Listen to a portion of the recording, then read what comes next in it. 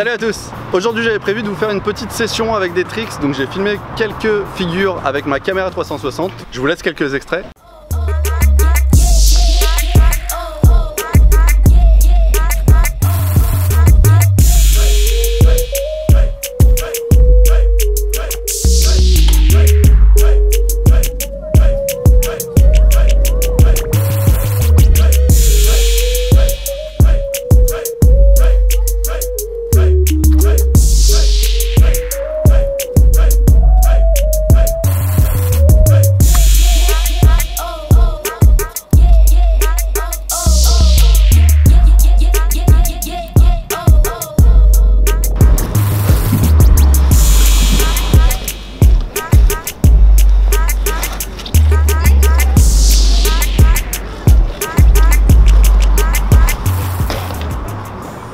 Du coup j'ai fait une petite séance de coaching hier, donc j'ai un peu les bras en vrac, ça va pas être hyper quali niveau tricks, donc je me suis dit je vais vous sortir 5 astuces, plutôt 5 points à vérifier sur le BMX avant de faire votre session. C'est un peu le contrôle technique du bike. Donc les 5 points que je vais aborder, c'est pas forcément 5 points de contrôle à chaque session, mais en tout cas c'est 5 points à vérifier de temps en temps. Ok, du coup on va commencer directement par la direction. Alors le point de contrôle à vérifier tout simple, vous mettez sur votre vélo et vous faites simplement ça. Voilà, si la direction est desserrée, vous allez sentir un petit jeu dans la fourche là. Alors là, je l'ai desserré exprès pour vous montrer, mais même un jeu infime, ça va jouer sur vos cages de roulement et du coup, ça va abîmer vos roulements, ça peut tordre vos cuvettes. Sur du court terme, ça va pas se sentir, ça va pas trop vous déranger. Sur du long terme, ça va vraiment pouvoir abîmer l'intérieur de votre vélo. Et en plus, admettons vous partez sur un hang 5, votre vélo va partir un peu en avant et ensuite vous allez partir. Du coup, c'est vraiment pas agréable sur les tricks et vous allez perdre en efficacité. La petite astuce, c'est le trousseau de clé Allen de chez Pas de Marque. Pas de marque? Oui, de chez Chut Pas de Marque, 8 avenue de la Calanque à Antibes. Donc je sais pas si on voit bien en vidéo, mais vous pouvez aussi avoir votre guidon qui est pas dans l'axe. Donc profitez-en pour hop, tapoter, essayer de remettre votre guidon dans l'axe, parallèle à la fourche. Voilà, je suis pas mal. Du coup, première étape, c'est revisser cette partie-là de la fourche. Donc bloquer la fourche. Voilà, revissez pas vraiment complètement à fond. Revisez juste histoire qu'il n'y ait plus de jeu. Donc là moi c'est bon, il n'y a plus de jeu. Hop, je remets dans l'axe. Et ensuite revissez la potence, toujours dans ce sens là.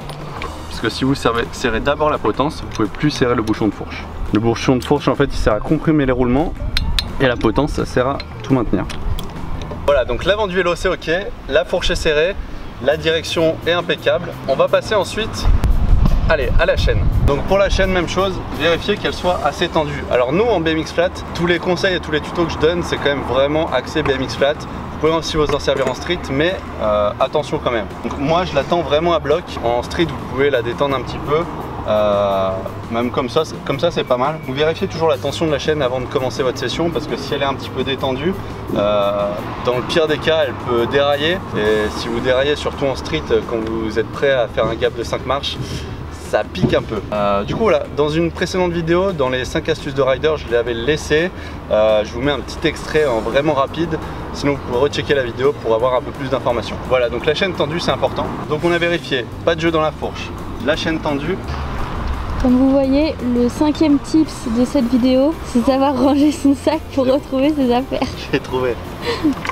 Ça sera dans une vidéo plus longue, ça fera à peu près 20 minutes je pense. Un what's in my bag. Voilà. I got it. Vas-y. Léo, Kevin, la vidéo.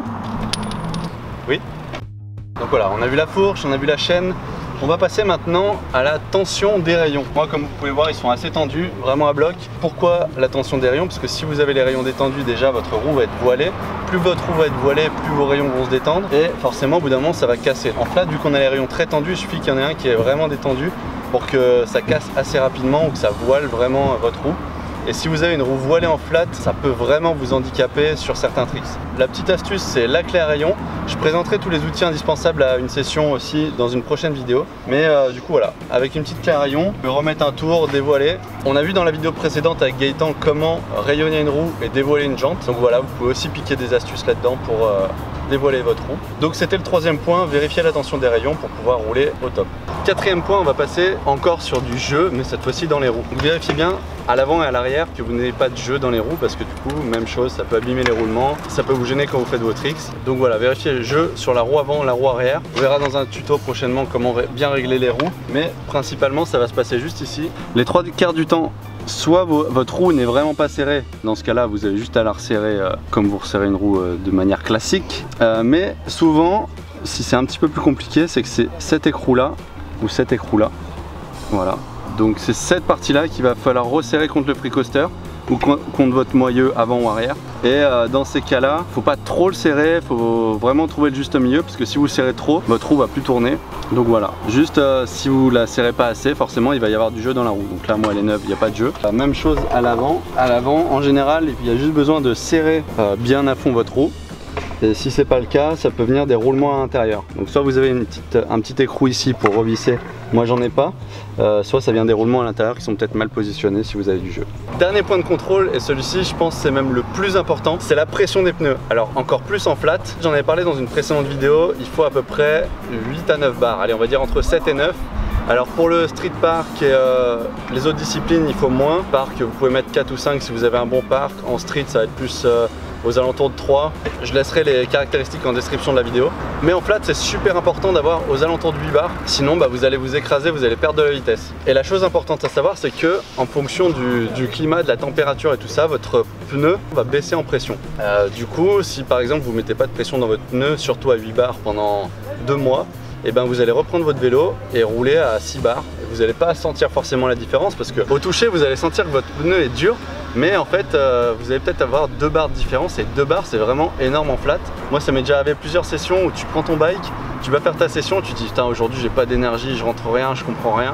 Tu fais 2-3 sessions comme ça, tu sors ta pompe, tu regardes, ah je suis à 5 bars. Et du coup entre 5 et 8 bars c'est vraiment une grosse différence sur les pneus. Voilà, donc en flat si votre pneu fait ça, c'est déjà très mauvais signe. Pour l'avant, même si là je m'appuie, là je touche, et ben je sens que ça s'enfonce un petit peu. Donc dans le doute, au pire remettez juste un petit coup de pression, vérifiez la pression.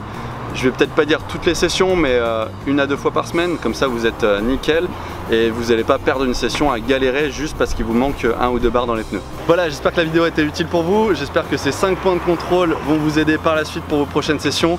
Là il fait super chaud, comme vous pouvez le voir, ce magnifique t-shirt Kevin Mayer qui est trempe de sueur. Laissez un petit pouce bleu si cette vidéo a été utile, n'oubliez pas de vous abonner pour encore plus de tutos, encore plus de vidéos et de reportages. Je vous dis à très vite, vous êtes les meilleurs. Crazy mother.